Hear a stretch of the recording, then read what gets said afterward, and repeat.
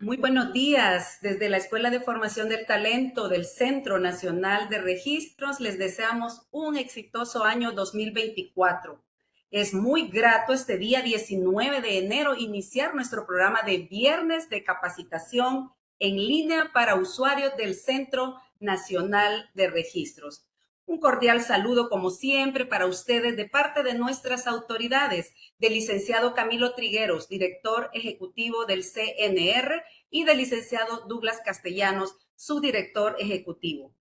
Hoy tendremos un tema de sumo interés y es sobre las reformas al Código de Comercio, dado que el día 6 de diciembre del año 2023, pues con base en el decreto legislativo número 905 se incorporó dentro del derecho mercantil un nuevo modelo societario que facilita a la población en general hacer uso de un tipo societario versátil, simplificado y con un bajo costo administrativo. Asimismo, se incorpora la regulación específica mediante la cual amplía la figura de fusión con sociedades extranjeras. Interesante la temática de este día y les agradecemos desde ya que estén conectados para poder conocer sobre esta temática. Desde ya aprovechamos a invitarlos a que estén pendientes a las publicaciones de nuestras redes sociales, tanto en X como en Facebook, para que se puedan inscribir y puedan participar en una serie de jornadas que desde el Centro Nacional de Registros, conjuntamente con el Registro de Comercio, se estará desarrollando diferentes jornadas de capacitación. Y desde ya les anticipamos que el día 26 de enero vamos a tener en las instalaciones de nuestra institución de forma presencial en el Salón de Usos Múltiples una temática muy importante que es sobre generalidades sobre las sociedades por acciones simplificadas. Esta actividad se va a desarrollar de 10 a 12 del mediodía. Por favor, estén pendientes porque habrá un límite de participación y los primeros que se inscriban serán los que tendrán la oportunidad. Aprovecho en esta oportunidad también para darles a conocer que nuestros próximos temas de viernes de capacitación en línea para ustedes precisamente serán el día 9 de febrero, tendremos el uso de la plataforma El Salvador Map. Como ustedes saben, recientemente fue lanzada por nuestro director ejecutivo y hemos tenido algunas consultas y debido a que para nosotros ustedes son lo más importante, vamos a desarrollar esa temática y facilitarles el acceso a esta plataforma. Luego, el día 23 de febrero, tendremos una temática también de mucho interés para ustedes. Ya van a ver por qué. Porque se trata de la nueva división política administrativa según el decreto 762. Desde ya les hacemos la invitación y esperamos que hagan ese espacio y se conecten. Y bueno, ya sin más preámbulo, por la importancia de la temática, voy a presentar a los ponentes y en esta ocasión los ponentes de lujo para ustedes. Tendremos a la licenciada Mariela Geraldina Funes Serpas, ella es la directora del Registro de Comercio del Centro Nacional de Registros, licenciada en Ciencias Jurídicas, abogada y notario de la República. En una primera parte en la que se va a desarrollar la temática y luego vamos a contar con la participación del licenciado José Benavides Leonor Humansor, quien se desempeña como asesor jurídico de la Dirección del Registro de Comercio. Él es licenciado en Ciencias Jurídicas, abogado y notario de la República. Dejo entonces con ustedes a la licenciada Mariela, recordándoles también que vamos a tener un espacio para preguntas y respuestas con mucho gusto. Ustedes podrán realizarlas en el chat. Y al finalizar de la intervención de la licenciada Funes, va a hacerse un primer espacio de respuestas ante sus inquietudes. Seguidamente, pues participará el licenciado Benavides y al final de su intervención generaremos un espacio para poder atender sus preguntas. Nos gustaría que se vayan ahí escribiendo, ¿verdad? Sus preguntas a medida que vayan surgiendo y que nos puedan compartir desde dónde se están conectando, desde qué parte de nuestro país para conocer y que nos sintamos un poco más cercanos con ustedes. Licenciada Funes, cedo la palabra para que pueda iniciar. Muchas gracias. Muchas gracias. Buenos días a todos. De verdad es un gusto estar con ustedes esta mañana y sobre todo un gusto para el Centro Nacional de Registros y en especial el Registro de Comercio en presentar una introducción y los elementos principales de la reforma del Código de Comercio que se aprobaron en el mes de diciembre. El contenido de esta presentación centra, digamos, principalmente en la introducción del capítulo 8 bis, que es relativo a las sociedades por acciones simplificadas, Y un segundo elemento también de gran importancia es la ampliación de la fusión que se dio también con miras a poder facilitar varias operaciones dentro del comercio. Como Vivian lo indicaba Irmelena en esta oportunidad, esta mañana las reformas del Código de Comercio es nuestro tema central. Este decreto legislativo número 905 de fecha 6 de diciembre de 2023 fue publicado en el Diario Oficial de fecha 13 de diciembre del año pasado y contiene dos aspectos fundamentales para que introducen elementos novedosos dentro de nuestra legislación. Vale la pena recordar que el Código de Comercio, la Ley del Registro de Comercio, que son las normativas principales dentro del qué hacer de los comerciantes, es una normativa de los años 70 y evidentemente necesita una actualización de cara a las nuevas formas de hacer negocio. Con este objetivo se introdujeron las sociedades por acciones simplificadas SAS, que en esta mañana vamos a dar elementos principales. Y luego también vamos a hablar un poco sobre los elementos de la fusión que fueron reformados con esta normativa. La vigencia de las reformas, por tanto, al establecerse una vacatio legis de 60 días, van a pasar a ser vigentes a partir del 12 de febrero de este año. Como primer punto, entonces, dentro de la introducción de este capítulo novedoso de este tipo societario, es oportuno hacer como un breve antecedente de cómo está nuestra legislación desde los años 70 y posibles reformas que fueron introduciéndose con miras a modernizarse. Tenemos reconocidos dentro de nuestra legislación mercantil a los comerciantes sociales y a los comerciantes individuales. Nuestro artículo 2 del Código de Comercio reconoce a la persona natural como titular de una empresa mercantil y a ese se le denomina dentro de la legislación como un comerciante individual. Luego, evidentemente, la formalización, digamos, más famosa es el tipo de las sociedades o el comerciante social, donde evidentemente estamos hablando de un contrato de conformidad como lo habla el artículo 17 de nuestro Código de Comercio. Actualmente ese contrato es solemne y está establecido en una escritura pública. Es importante hacer hincapié en cómo está la figura actualmente del comerciante individual y las ventajas y desventajas que representa para los comerciantes el formalizarse. Los comerciantes individuales actualmente, evidentemente, tienen que dar cumplimiento a sus obligaciones mercantiles, tienen una importante misión en renovar sus matrículas anualmente y también actualmente afrontan una cierta dificultad en el acceso al crédito precisamente para demostrar todo su quehacer.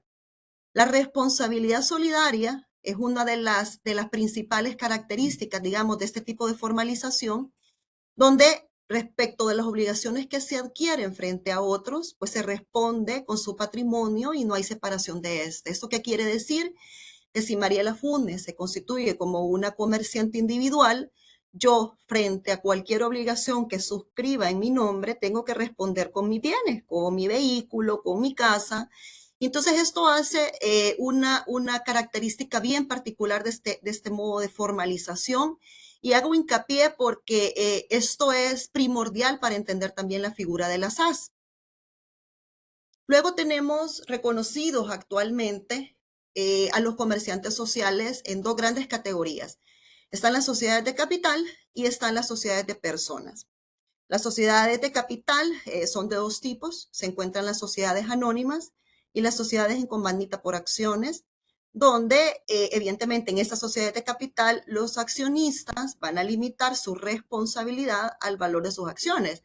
Y esto, como les menciono, es importante hacer hincapié en el tema de la responsabilidad porque al establecer un tipo societario, pues evidentemente lo que se busca en muchas ocasiones es limitar la responsabilidad y ya no responder con los bienes personales, sino más bien responder hasta por los aportes y con el capital de la sociedad. Luego tenemos el tipo societario donde está involucrado mucho la persona, la calidad personal y son las sociedades de personas.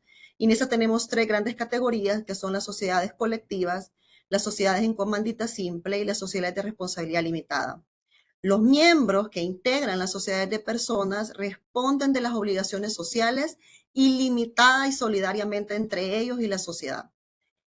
Es así como vemos, el tema de la responsabilidad como un elemento primordial para que los comerciantes puedan decidirse la forma o el mecanismo que más sea conveniente pues, para sus operaciones y para los riesgos que van a afrontar frente al comercio. Previo a la reforma tenemos entonces aspectos bastante relevantes que fueron modificados a raíz del nuevo tipo societario. Para constituir una sociedad en El Salvador, la formalidad que todos conocemos es la escritura pública.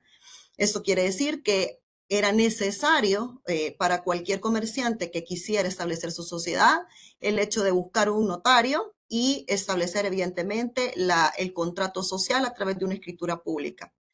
Luego, el pago de capital social al momento de constituirse, por lo menos era el 5% del valor de cada acción en cheque, si esto era con un monto mínimo, una constitución mínima de $2,000. Estamos hablando al menos de iniciar con un capital o tener al menos disposición de $100.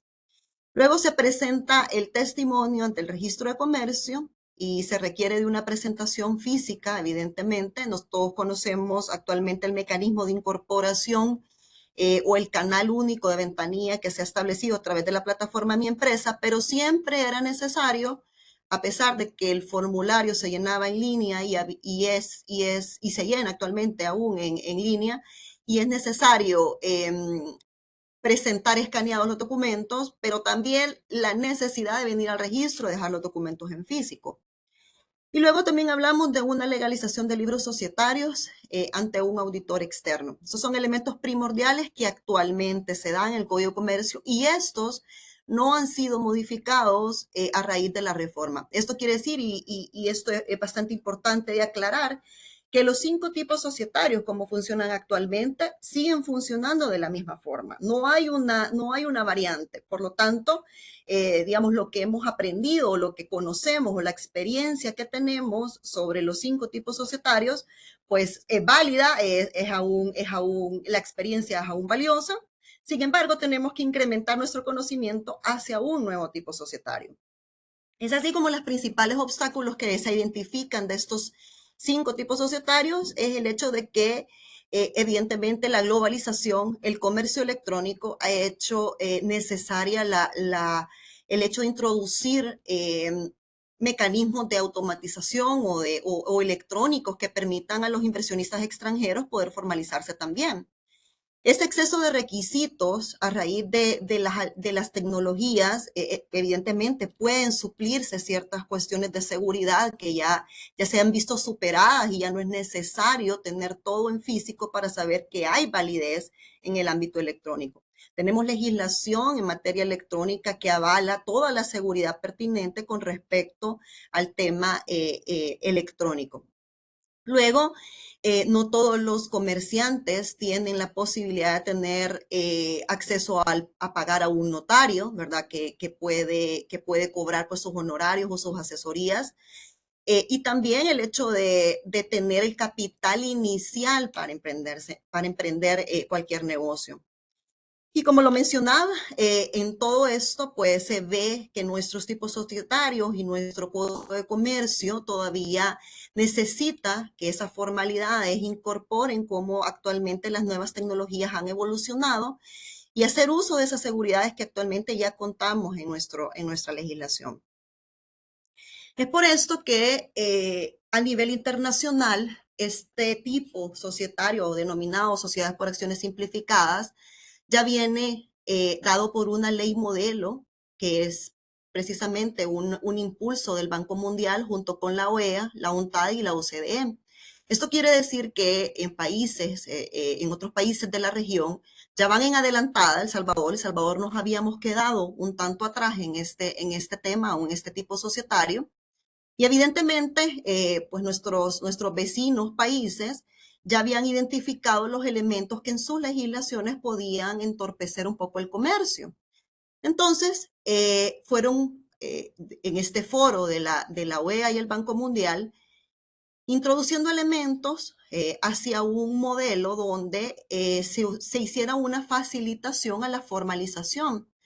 porque precisamente este tipo societario va encaminado a los micro y pequeños empresarios que no poseen a lo mejor un capital inicial tan alto como para gastos en formalización puntual.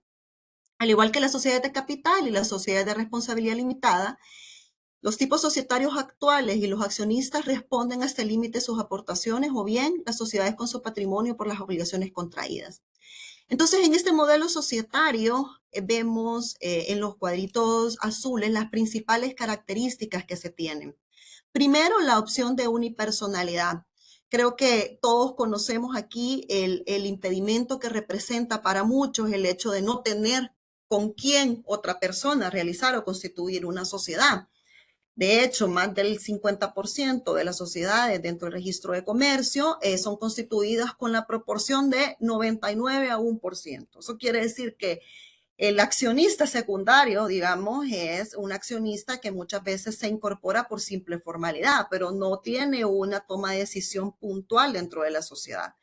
Eso al final es una barrera de formalización y de comercio, porque evidentemente impide que la persona que tiene su capital y tiene toda la confianza en su operación, pues constituirse, y es por ello que la opción de la unipersonalidad se considera que es un elemento primordial de apertura, de flexibilidad en ese tipo societario. Luego, pues conocemos que las sociedades de capital se constituyen con $2,000 actualmente bajo la legislación de los 5 tipos societarios. Y con este nuevo tipo societario, pues la apuesta es que el capital pueda ser a partir de $1. Es decir, que al momento de constituirse se suscriba al menos $1 en capital, pero muy bien lo establece la normativa que se va a acordar cuándo se va a pagar ese capital y se establece hasta un máximo de 2 años para ello. Eso quiere decir que el accionista tiene la posibilidad de terminar su capital, pero no pagarlo en el momento de la constitución, sino tiene hasta 2 años para hacerlo. Luego, actualmente con los tipos societarios tenemos 2 tipos de estructuras orgánicas o de administración de las sociedades, y eso tiene que ver con una junta directiva y con un administrador único. Pues en este tipo societario, en el momento en el que establecemos que puede estar constituido con una sola persona, pues ahí es donde nosotros evidenciamos una flexibilidad en el tipo, porque puede haber una libertad en establecer cómo se va a hacer esa estructura orgánica. Si él quiere una administración de 1, 2, 3 personas, pues esa va a ser la libertad que va a establecer en su formulario. Luego, esta normativa, como les mencionaba, está dirigida principalmente a los micro y pequeños empresarios. En el momento, digamos, de analizar esta figura, vemos que no requiere de un nombramiento de auditor externo, y además, pues se constituye a través de formulario, eliminando con ello la barrera de entrada a raíz de el requerimiento de escritura pública en los demás tipos societarios. Es así como en el 2007, como les mencionaba, la Asamblea General de la OEA dio su visto bueno a esta ley modelo sobre sociedades por acciones simplificadas, la cual pueden muy bien buscar en la página oficial de la OEA. Y es esa resolución que contiene y donde hace un llamado la OEA a los países de la región latinoamericana para que evalúen ese tipo societario, para que sus economías se dinamicen un poco más y pueda haber también un llamado a la inversión y a la formalización sobre todo. En el 2017, la Asamblea General de la OEA adoptó una resolución mediante la cual solicitó al Comité Jurídico Interamericano y a su Secretaría Técnica darle la más amplia difusión entre los Estados miembros a esta ley modelo. A más tardar 15 años de su implementación, estas experiencias posicionan a las SAS, como son conocidas en nivel latinoamericano, como una figura jurídica adecuada y pertinente para las organizaciones empresariales y modernas que requieren de estructuras dinámicas y eficientes. Esto con miras, como les decía, a establecer que es un mundo mercantil globalizado y digital, y donde la formalización y el crecimiento de las MIPYMES están en línea con los Objetivos de Desarrollo Sostenible de las Naciones Unidas. Nuevos tipos societarios en América Latina. Es importante ver este marco o este examen a este mapa donde en países en Latinoamérica han incorporado un nuevo tipo societario en sus legislaciones denominado sociedades por acciones simplificadas, que es nuestro tema.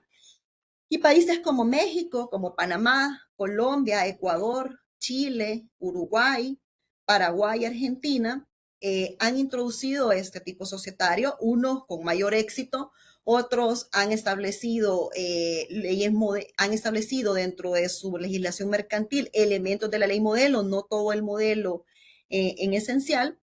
Y en Guatemala y en Honduras se denominaron, por ejemplo, sociedades de emprendimiento. Es decir, nosotros podemos encontrar a nivel regional diferentes denominaciones para el tipo societario. Sin embargo, los elementos característicos de este tipo, pues lo vienen y lo traen los países a sus legislaciones nacionales a raíz de la ley modelo.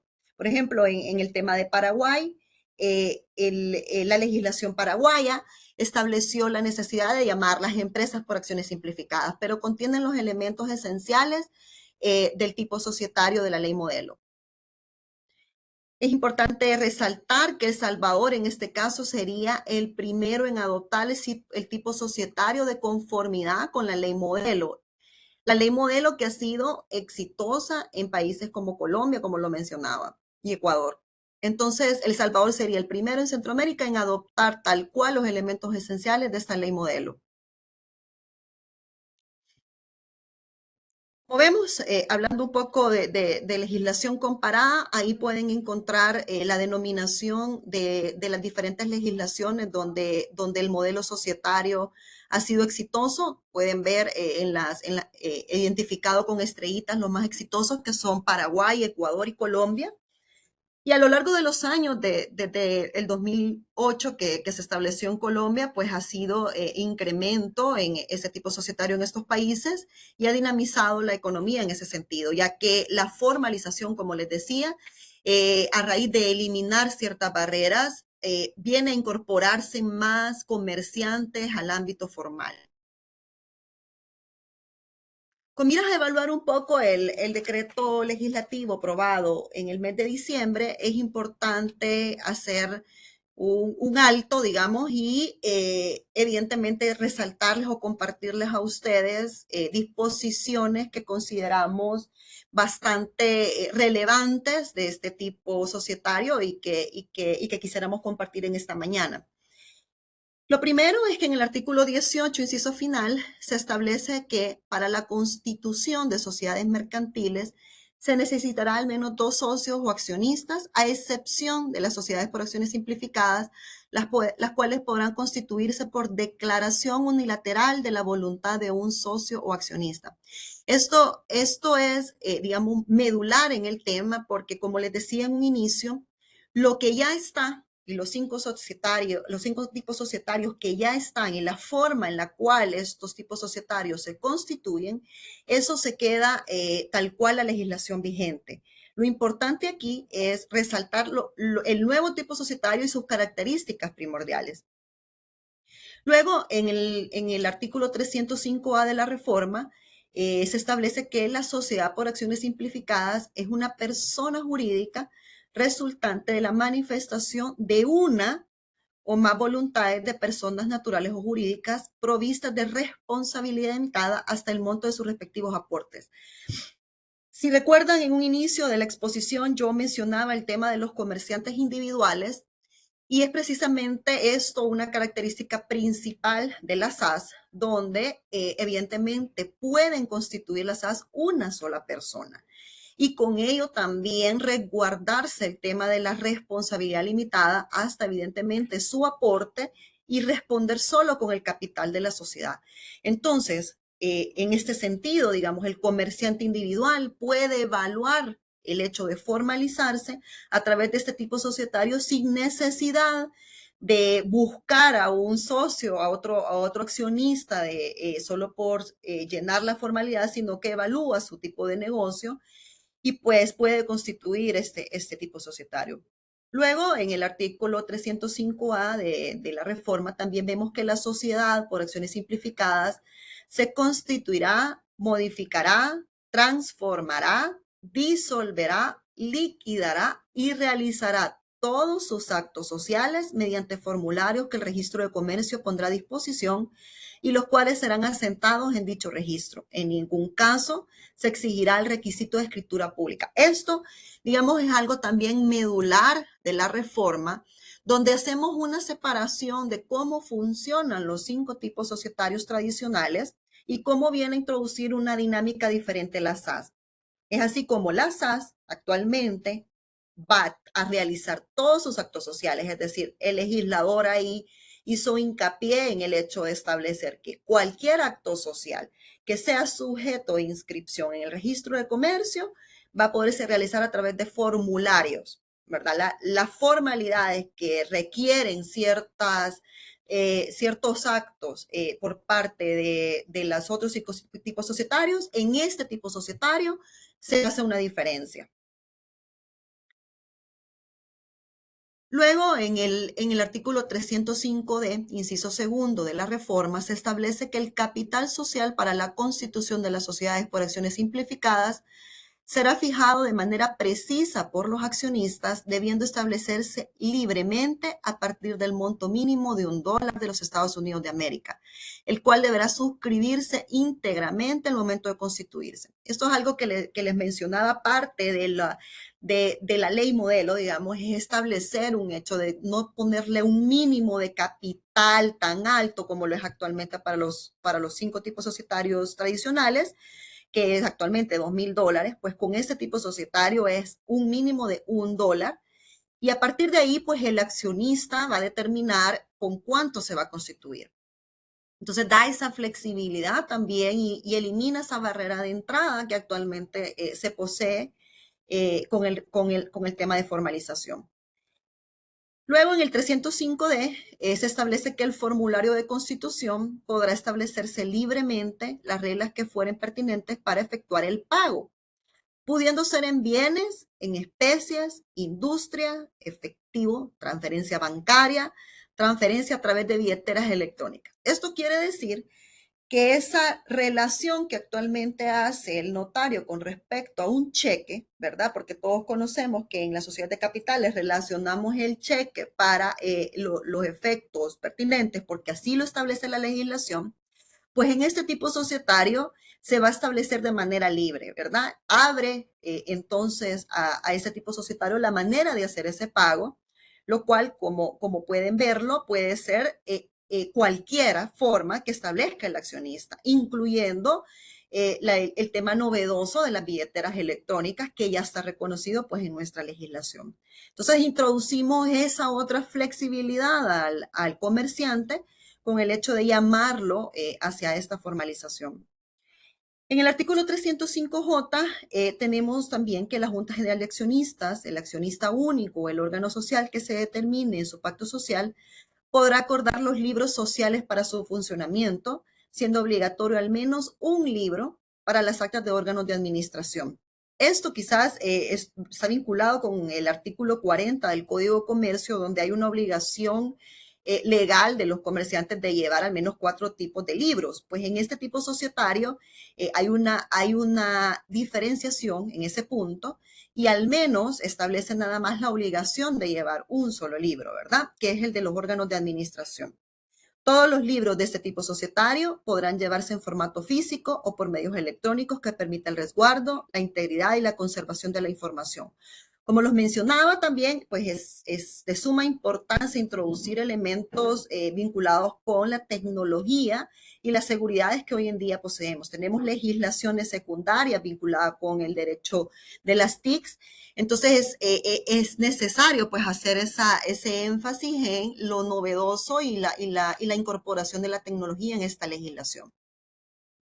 También los accionistas responderán de forma solidaria de las obligaciones tributarias, legales, laborales o mercantiles cuando hubieran sido adquiridas fuera del marco legal. Esto quiere decir que evidentemente tampoco podemos desconocer que cuando hay una forma fraudulenta de realizar algo, pues hay una responsabilidad que evidentemente tiene que ser parte del ámbito de los accionistas. Entonces, eso también es establecido en la reforma.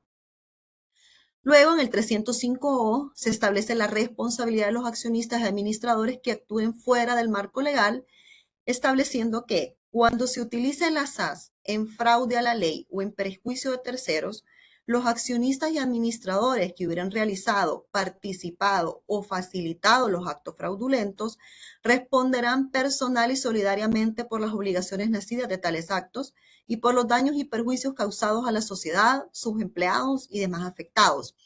Eso es de suma importancia porque también el hecho de establecer un tipo societario, digamos, con elementos que flexibilicen a la formalización, pero eso no es obstáculo, no es impedimento para actuar en contra de un accionista que realice actos fraudulentos o en contra de la ley. No obstante, lo dispuesto en el artículo 305, las SAS se encuentran sometidas a los mecanismos de supervisión y control del Estado. Esto es otro elemento muy importante de resaltar en la figura, y es el hecho de no vincular a la figura con una incumplimiento de sus obligaciones a través de otras legislaciones secundarias, es decir, legislaciones tributarias, legislaciones de competencia, de obligaciones mercantiles. Esto es de suma importancia porque el tipo societario no es que no va a cumplir con sus obligaciones. Está sometido a cualquier supervisión, ya sea de la SOM, de la Super de Competencia, Ministerio de Hacienda, la unidad encargada en materia de lavado de dinero. Esto no es un tipo societario que podamos decir que en materia de obligaciones es diferente al tema de los demás tipos societarios tradicionales. Todas las sociedades por acciones simplificadas están obligadas al cumplimiento de las obligaciones establecidas para el comerciante social en este código. Esto es resaltando, digamos, la idea que les mencionaba sobre que no podemos interpretar que las obligaciones van a ser diferenciadas para el notario. Y las sociedades por acciones simplificadas con activo inferior a los $12,000 de los Estados Unidos de América llevarán la contabilidad por sí mismos o por personas de su nombramiento. Sin embargo, las sociedades cuyo activo en giro sea igual o superior a $12,000 de los Estados Unidos de América están obligados a llevar su contabilidad por medio de contadores públicos. Eso también es un tema de mucho interés porque como se está pensando este tipo societario, va a facilitar la formalización y la utilización por parte de los micros y pequeños empresarios, pues esta regla es muy similar a cómo se maneja el tema de contabilidad para los comerciantes individuales y hace un símil en ese manejo, y es entonces donde, así como lo establece actualmente para un comerciante individual, pues esa flexibilidad de llevar la contabilidad hasta $12,000 se establece para este tipo societario, pensando en el hecho de que puedes hablar de un comerciante que sea micro o pequeño empresario. Haciendo un poco el resumen de las principales modificaciones que vemos en materia de los tipos societarios actuales del Código de Comercio, pues vemos que previo a la entrada en vigencia de las reformas, la formalidad para los 5 tipos societarios reconocidos está a través de la escritura pública. Con la SAS va a ser a través de formularios. Y como lo vimos, no solo es su constitución también, sino que sus actos vinculados, ¿verdad?, con el quehacer de esta sociedad. La inscripción en el registro está presentada, evidentemente, actualmente para esquemas tradicionales a través de un testimonio, ¿verdad?, de escritura pública que se nos presenta de manera física. Sin embargo, pues les comentamos que el registro, el Centro Nacional de Registros y el Registro de Comercio en particular ha trabajado en el desarrollo de un formulario electrónico, y también vamos a tener un formulario físico a disposición, donde evidentemente tenemos todo un trabajo vinculado con resoluciones electrónicas que van a estar vinculadas evidentemente con este tipo societario. El pago del capital social actualmente para el esquema tradicional es por lo menos el 5% del valor de cada acción con un cheque, ¿verdad? Lo cual tenemos que evidenciar ese cheque. Y como les mencionaba, pues se eliminan del pago de capital al momento de constituirse, es decir, que en el momento lo tengo que suscribir el capital, pero en el momento no es necesario pagarlo. Y se establece pues ahí también una flexibilidad en cuanto a la forma en la cual la voy a pagar. Como también les mencionaba, pues puede ser por billetera, por bienes, pues como lo determine el accionista que puede pagar ese capital. La legalización de los libros también actualmente está ante un auditor externo y esto se viene a modificar con ese tipo societario, donde en ese tipo societario los libros pueden ser llevados tanto de manera física como electrónica y esto pues evidentemente lo va a autorizar de conformidad como lo determinen los accionistas en su pacto social. ¿Qué se espera, digamos, a nivel de impacto de la SAS una vez se entra en vigencia y lo que también se ha visto a nivel de la legislación comparada? Evidentemente, un tema de simplificación y modernización. Estamos hablando de que el esquema tradicional de la escritura pública se ve sustituida por una habilitación de formularios, donde no solo es para la constitución, sino también para todos los actos societarios de la SAS.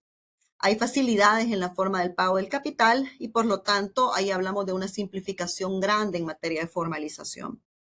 Luego la posibilidad de realizar los trámites 100% en línea. Nosotros vamos a habilitar a raíz de la entrada en vigencia de la ley en la plataforma de ICNR estos formularios físicos una vez la ley entre en vigencia. Así que los invitamos a estar pendientes de la página del CNR, donde va a estar en la parte de los servicios del registro de comercio un apartado de servicios en línea y ahí van a estar identificados los servicios vinculados con la SAS. Así que una vez entre en vigencia, los invitamos a ver ese canal de formalización y también vamos a tener habilitación de formularios físicos. Luego, evidentemente, la utilización de firma electrónica certificada. Sabemos que tenemos legislación secundaria vinculada con la materia que ampara la validez y la seguridad de los documentos electrónicos. Tenemos una ley de firma electrónica y evidentemente una ley de comercio electrónico. Entonces tenemos, digamos, un aparataje o un ordenamiento jurídico que está preparado para el reconocimiento de la firma electrónica certificada y por lo tanto la seguridad jurídica frente a este tipo de documentos electrónicos. Ya, digamos, con esto rompemos un poco la barrera de lo que siempre lo físico es lo más seguro, pues quienes estén familiarizados con todo el tema de seguridad tecnológica vinculado con los documentos electrónicos, puede solidarizarse, digamos, o familiarizarse con el hecho de que la seguridad está también amparada en el ámbito electrónico con los mecanismos tecnológicos pertinentes. Luego también se ve una inclusión financiera y bancaria porque hay facilidades para la incorporación del sector informal. Sabemos que más del 40% del comercio puede estar en la informalidad y por lo tanto el acceso a créditos o la participación en ventas y compras públicas pues puede verse obstaculizada por el hecho de que no tienen un mecanismo adecuado los comerciantes en pequeño para poder participar en el comercio formal. Entonces, esto es un mecanismo realmente para introducir a este sector en la dinámica comercial formal. Luego tenemos facilidades para la toma de decisiones. Estas facilidades de reuniones de los órganos sociales, si bien es cierto, la reforma hace una referencia al funcionamiento de las sociedades anónimas, pero incorporan todo el ámbito electrónico que pudiere facilitar el tema de llevar a cabo reuniones entre los órganos sociales. Y evidentemente, pues, gran componente de esta reforma es la utilización de los medios tecnológicos. Podrán ver en pantalla lo que hemos estado trabajando como parte del registro de comercio vinculado con formularios de constitución de la SAS. Estos formularios ya se encuentran listos a disposición. Lo único es que, como les mencionaba, van a estar ya abiertos al público a partir de la vigencia de la ley, que es a partir del 12 de febrero. Con esto termino, digamos, un poco el esquema de las sociedades por acciones simplificadas, que es como la primera parte que les mencionaba de esta exposición. No sin antes quizás hacer un énfasis en el hecho que muy bien mencionaba Irmelena al inicio, donde con esto damos inicio a una serie de capacitaciones sobre las SAS. Sabemos la necesidad de conocer más sobre la figura, sabemos la necesidad o las dudas que pudieran tener.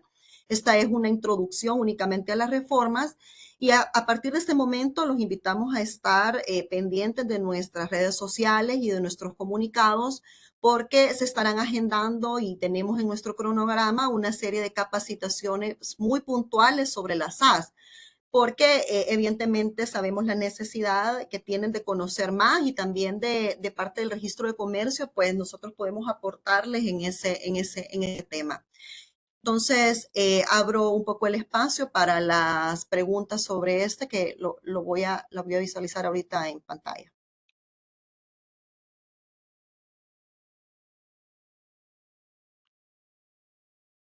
Estoy leyendo unas consultas con respecto a que una sociedad anónima puede pasarse a una SAS. Es correcto. La transformación del tipo societario es posible y evidentemente se va a habilitar un formulario para esos efectos. Así que sí es posible hacer una transformación.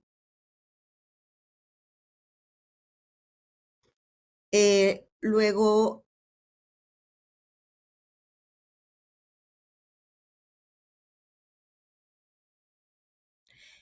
hay una duda con respecto a la contabilidad, como les mencionaba en la exposición.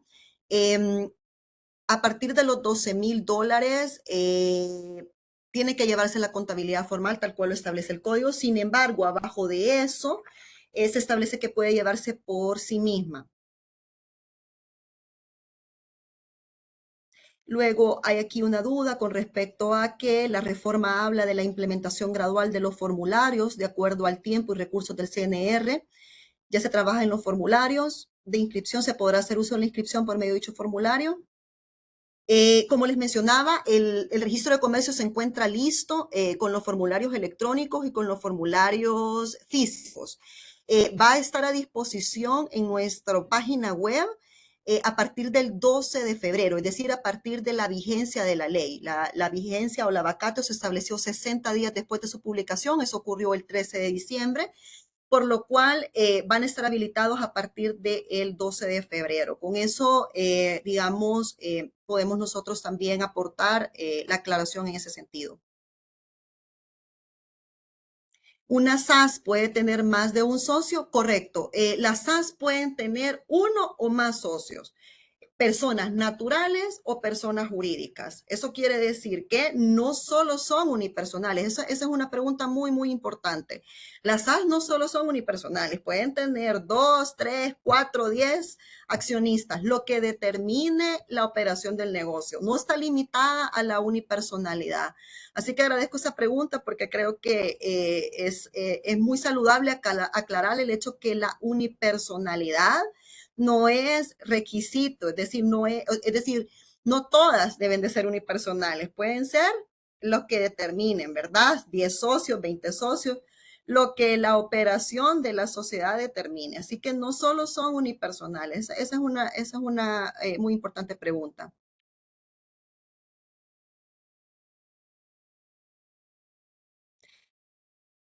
¿Qué forma tendrán para disolverse y liquidarse? Pues en el tema de la disolución y liquidación, esa es una pregunta que podríamos profundizar en la capacitación del próximo viernes. Es una pregunta muy, muy buena y muy válida. Hay un tema de un procedimiento evidentemente simplificado de liquidación cuando no se tienen operaciones. Sin embargo, también se van a poder hacer por formulario. Entonces, esto también viene a simplificar un poco el escenario de la disolución y liquidación.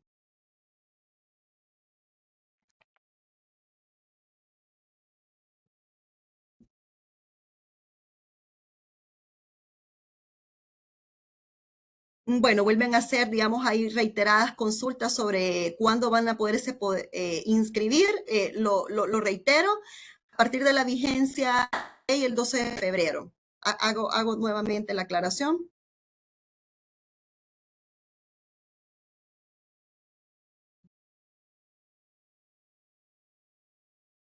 y vamos a tomar nota sobre el resto de dudas, como les mencionaba al final también en aras del tiempo, al final de mi exposición. Esta es una de una serie de capacitaciones que se van a dar a lo largo del año, ¿verdad? Entonces, el próximo viernes los invito a estar pendientes de una capacitación también de manera presencial que se dará en el Zoom, donde vamos a tomar en cuenta estas dudas que se están también o se establezcan también a través de este chat, pero con ganas del tiempo, pues creo que he contestado varias de ellas. Sin embargo, lo vamos a tomar en cuenta para próximas capacitaciones y también vamos a tomarlas en cuenta para estarlas también identificando de manera más clara en nuestras redes sociales. Así que me despido en esta oportunidad, dejo al licenciado Benavides a cargo del tema de la ampliación de la fusión que se dio en las reformas del Código de Comercio, y no sin antes agradecerles pues su participación y su interés en estas reformas, y sin duda alguna pues quedamos a sus órdenes como Registro de Comercio y Centro Nacional de Registros a su disposición para más dudas y cualquier atención que requieran. Gracias. Bueno, tengan muy buenos días.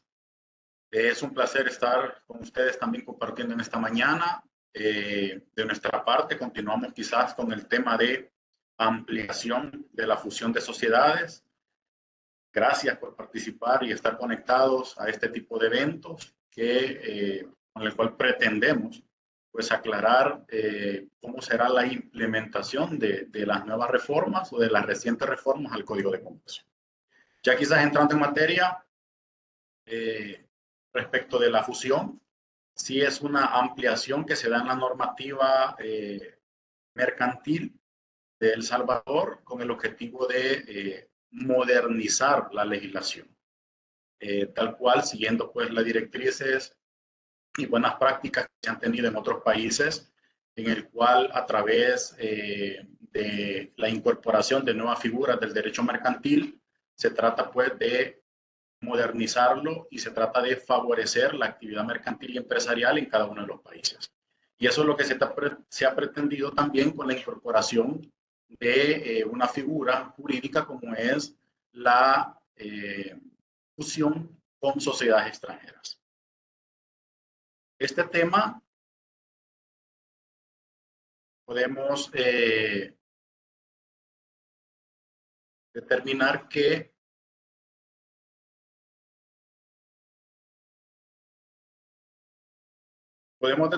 no es una figura que se aplique únicamente acá en el país, ya que se ha implementado también en otras partes de la región, y eso ha permitido pues habilitar que nuevos entes jurídicos puedan fusionarse con sociedades salvadoreñas. Es importante hacer énfasis en ello, ya que, como lo mencionaba, el tema de favorecer las actividades mercantiles transfronterizas es una parte de cómo atraer la inversión y generar pues mayores niveles de actos mercantiles dentro de un país. Así que se posibilita la fusión con sociedades, no de una manera que no, con el objetivo de que haya una regulación expresa, acerca de cómo se va a realizar esto. La aplicación del derecho internacional siempre están sujetas, ¿verdad?, a esa normativa, y debe de haber un control. Por lo tanto, era importante no solo permitir o darle trámite a este proceso, sino que también que estuviese debidamente regulado de conformidad también con lineamientos del derecho internacional. A través de la incorporación de las reformas al Código de Comercio, pues se logra ello, ¿verdad? Se logra que toda aquella entidad extranjera o sociedad mercantil nacional que pretenda fusionarse con una extranjera tenga que seguir y cumplir las reglas que determine el Código de Comercio en las disposiciones que ya vamos a poder profundizar. También era importante tomar en cuenta el uso de los formularios para SAS, ya que también ellas están facultadas de poder ser parte de un proceso de fusión, ¿verdad? No solamente con sociedades salvadoreñas nacionales, sino que también con sociedades extranjeras. Por lo tanto, también se incorpora este tema ya en las reformas tal cual y con las características que lo explicó la licenciada Funes. Como lo mencioné, el tema de fusión con sociedades extranjeras es una actividad que no solo se aplica o ha tenido ya resultados en países como España, sino que también son figuras que se aplican en países de la región, ¿verdad? Centroamericana inclusive, como lo es Panamá y Costa Rica. Pero también podemos ver en la gráfica que inclusive países como Venezuela y Colombia, también en Sudamérica, tienen o han aprobado normativa, ¿verdad?, respecto de la fusión con sociedades extranjeras. Por lo tanto, también El Salvador, viendo las bondades que puede tener el que se pueda regular y el que esté debidamente determinado el procedimiento para que este tipo de fusiones proceda, también se pretende modernizar nuestra legislación e implementar las disposiciones legales pertinentes para que todo eso quede debidamente pues, claro los pasos que se deben de seguir. Con el decreto de reformas al Código de Comercio se incorporan ciertas disposiciones a lo que es ya la fusión de sociedades mercantiles. Esta figura está determinada en el Código de Comercio del artículo 315 al artículo 321. Con el decreto de reforma, dentro de ellos se modifican 4 disposiciones legales, incorporando al artículo 315 2 incisos, al artículo 316 un inciso final, y se sustituyen por completo los artículos 317 y 318 del Código de Comercio. Quizás con esta intervención pretendemos demostrar un poco o clarificar cómo sería la forma de proceder de una fusión con sociedades extranjeras. Pero para tener bien claro o para tener una mayor perspectiva, sería importante cómo analizar cuál sería, con rasgos generales, el procedimiento para la fusión de sociedades salvadoreñas. El procedimiento normal, digámoslo así.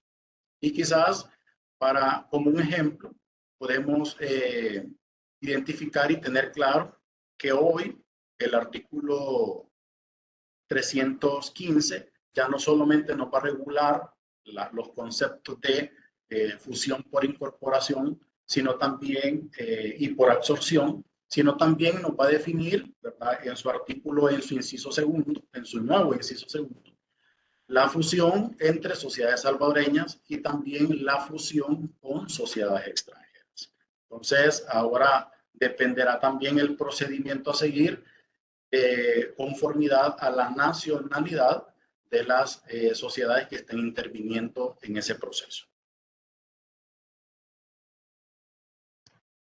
Como les mencionaba, este es un ejemplo de las etapas que se pueden seguir para la fusión de sociedades normales. El artículo 317 regula que cada una de las sociedades intervinientes tiene que tomar el acuerdo de fusión y el cual debe de inscribirse en el registro de comercio.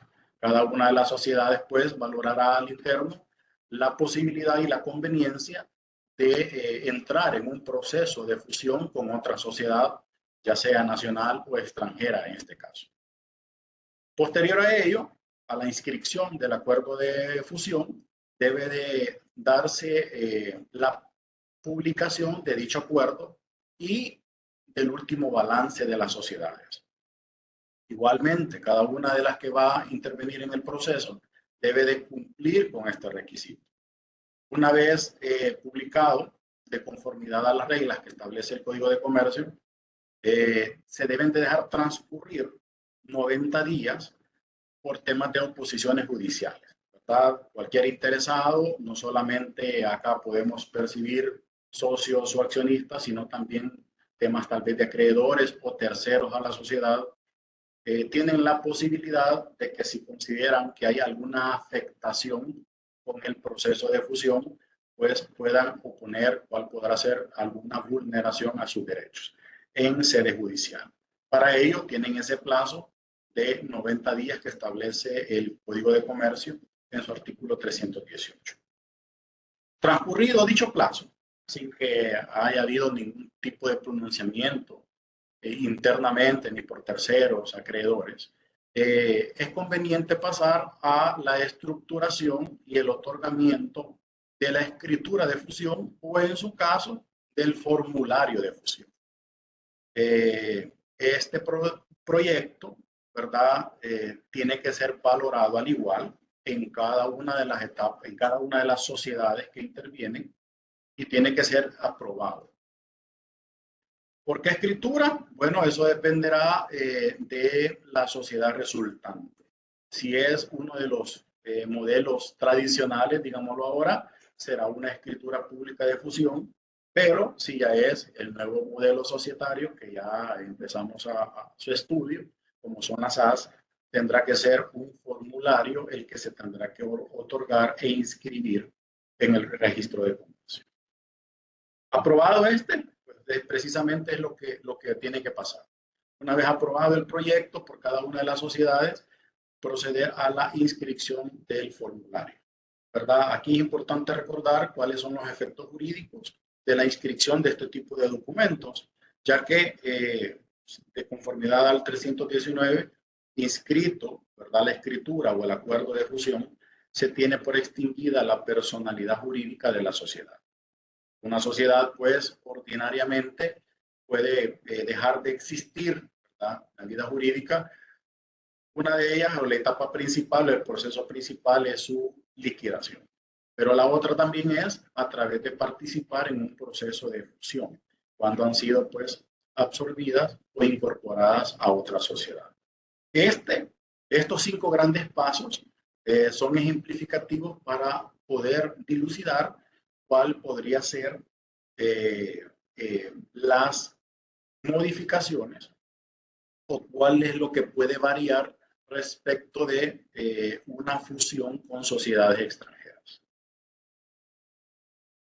Ya entrando más en el detalle y un ejemplo, si en un proceso de fusión participan sociedades nacionales, sociedades salvadoreñas con sociedades extranjeras, pero del mismo da como resultado una sociedad nacional, es decir, la sociedad sobreviviente va a operar acá en El Salvador, es salvadoreña.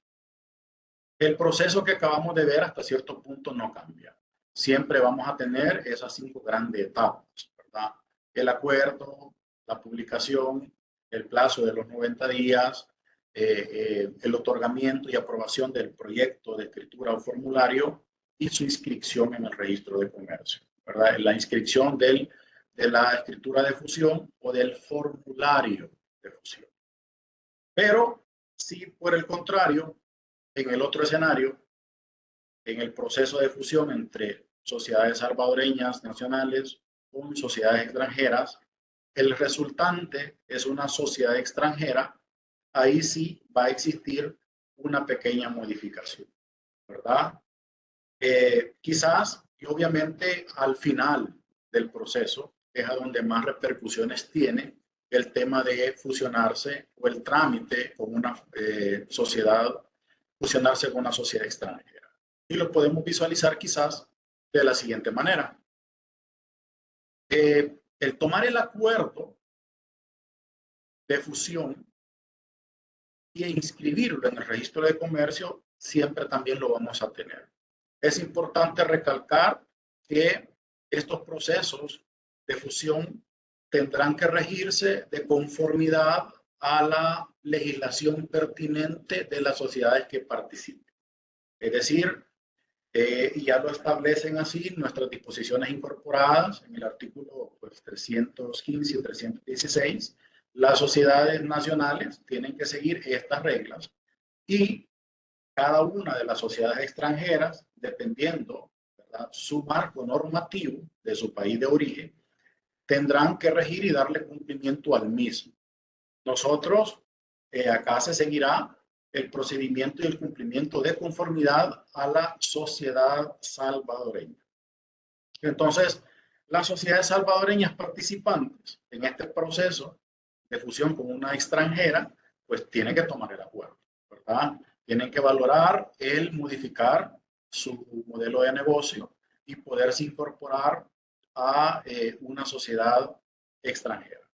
También tiene que haber de dicho acuerdo la publicación y acompañado del último balance de cada una de las sociedades participantes. Tiene que transcurrir los 90 días que establece el artículo 318. Y también aquí como toma bastante relevancia este plazo, ¿verdad? Porque acá igual que al igual que el proceso entre salvadoreñas exclusivamente, cada accionista, socio o inclusive algún acreedor podrá plantear cualquier tipo de afectación que considere pertinente a sus intereses económicos o a la participación que tiene con la sociedad salvadoreña. Transcurrido los 90 días, en el proceso normal salvadoreño ya estamos habilitados para otorgar la escritura de fusión. Pero como la sociedad sobreviviente es extranjera, este documento se otorgará de conformidad a la legislación del país a donde va a operar. Por lo tanto, la interrogante sería qué es lo que se va a inscribir o qué es el documento con el cual vamos a contar aquí en El Salvador y cuál va a ser los efectos jurídicos que va a tener respecto de las sociedades salvadoreñas que hayan participado.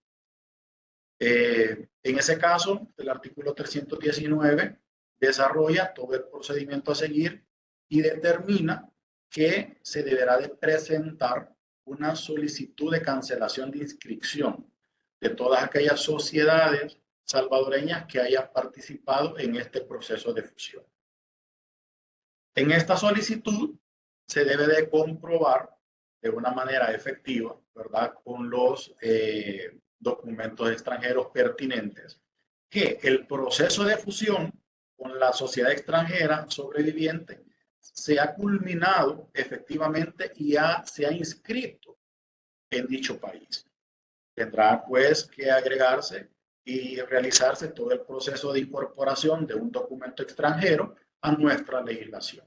Llámese temas de apostilla, llámese temas de diligencias de traducción cuando éstas sean pertinentes.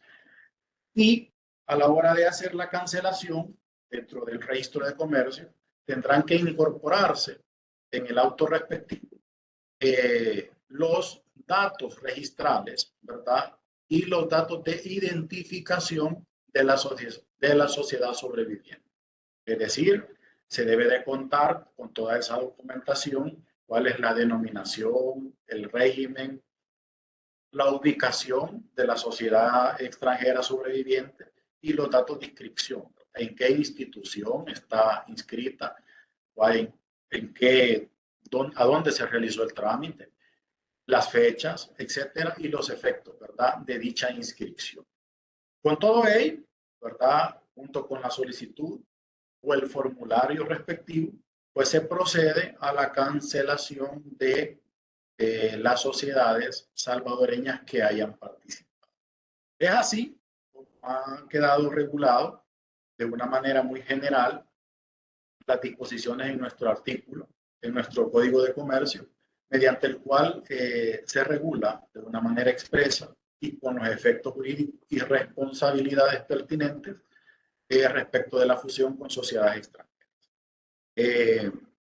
Para que ahora todo aquellos inversión o todo aquel modelo de negocio que pueda atraer y que se pueda establecer acá en el país o que tenga algún objetivo de poderse fusionar con sociedades nacionales, no haya ningún inconveniente y pueda favorecerse las actividades mercantiles transfronterizas con sociedades de la región o de otras partes del mundo, ¿verdad? De otros continentes, para poder implementar actividades mercantiles aquí en El Salvador o viceversa.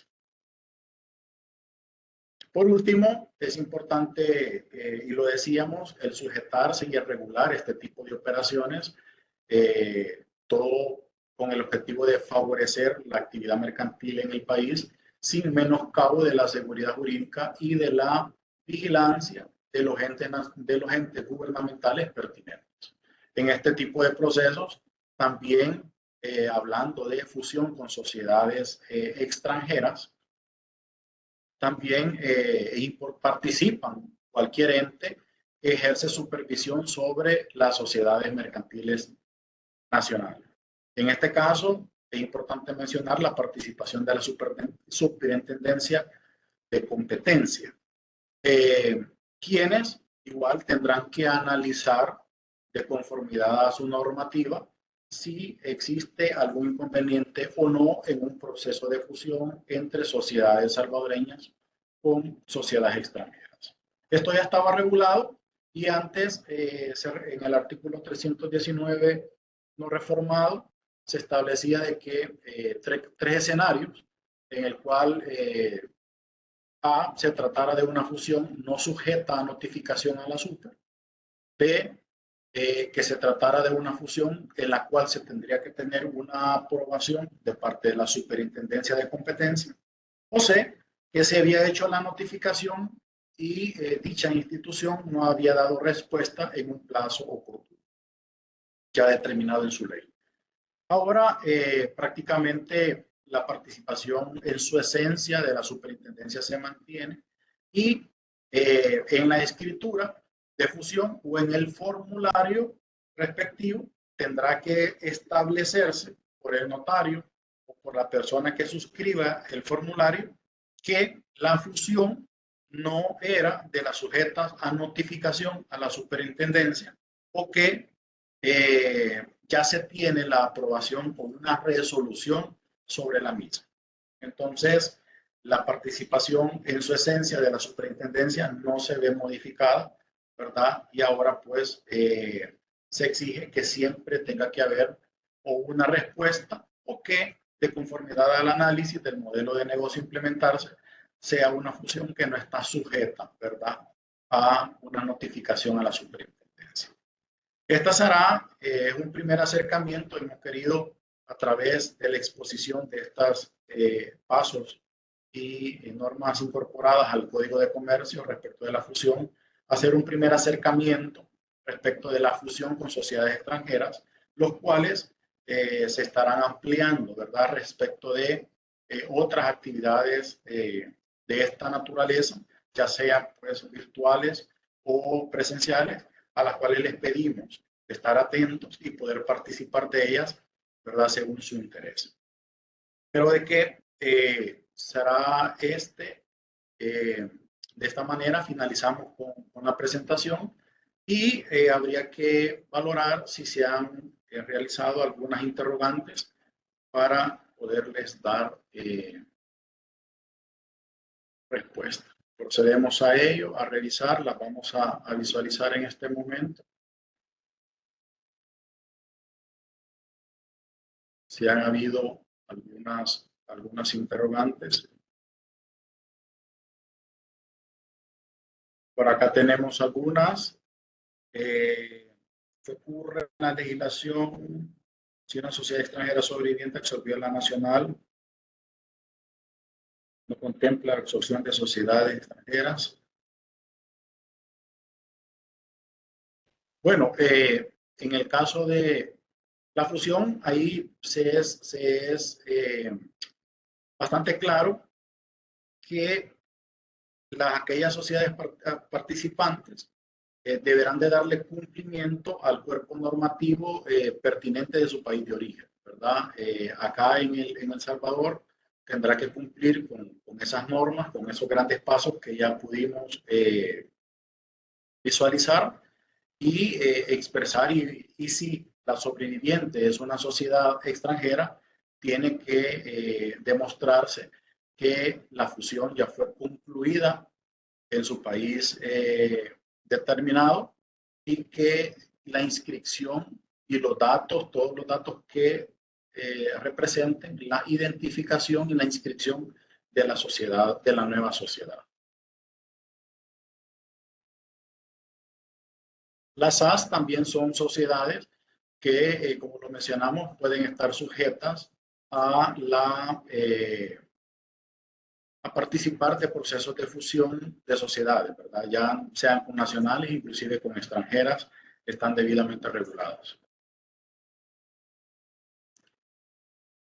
Bueno, esas son las interrogantes que puedo identificar en este momento.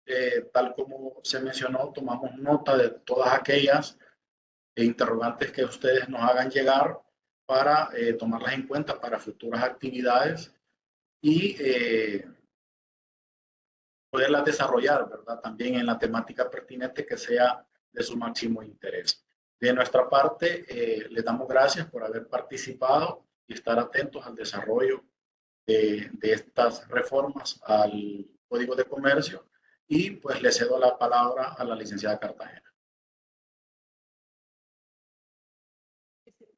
Muchas gracias, licenciada Mariela Funes, licenciado Benavides, por tan amplias explicaciones respecto a esta importante temática que ha sido desarrollada y que, como lo decíamos al inicio, es la primera de muchas actividades formativas que el Centro Nacional de Registros estará llevando a cabo, tanto en la modalidad virtual como presencial. Algunas personas estábamos viendo, nos están consultando si se va a compartir la presentación. En la realidad, le vamos a dar algo mejor que la presentación, y es que vamos a subir esta grabación como todos los viernes de capacitación. Se van a alojar en el canal de YouTube. Estén atentos. Próximamente nuestra gerencia de comunicaciones, que es la responsable de esa actividad, va a subir esta grabación al canal de YouTube, al cual ustedes perfectamente van a poder acceder y recomendar a otras personas que no se hayan podido conectar. Para cerrar, recordarles que el próximo viernes vamos a tener esta actividad formativa de manera presencial en el Salón de Usos Múltiples del CNR. Por favor, estén atentos para que se puedan inscribir, ya que el cupo es limitado. Y la temática va a ser sobre las generalidades de las sociedades por acciones simplificadas. Asimismo, les recuerdo, reserven por ahí en su agenda el día 9 de febrero, que tendremos la temática del uso de la plataforma El Salvador Map, porque ustedes así lo han requerido. Estamos atentos a sus necesidades, a sus inquietudes. Con muchísimo gusto se va a desarrollar ese día 9 en nuestro viernes de capacitación en línea para ustedes. Y el día 23 de febrero, la nueva división política administrativa según el decreto 762. Muchísimas gracias. Les deseamos una tarde espectacular y un feliz fin de semana.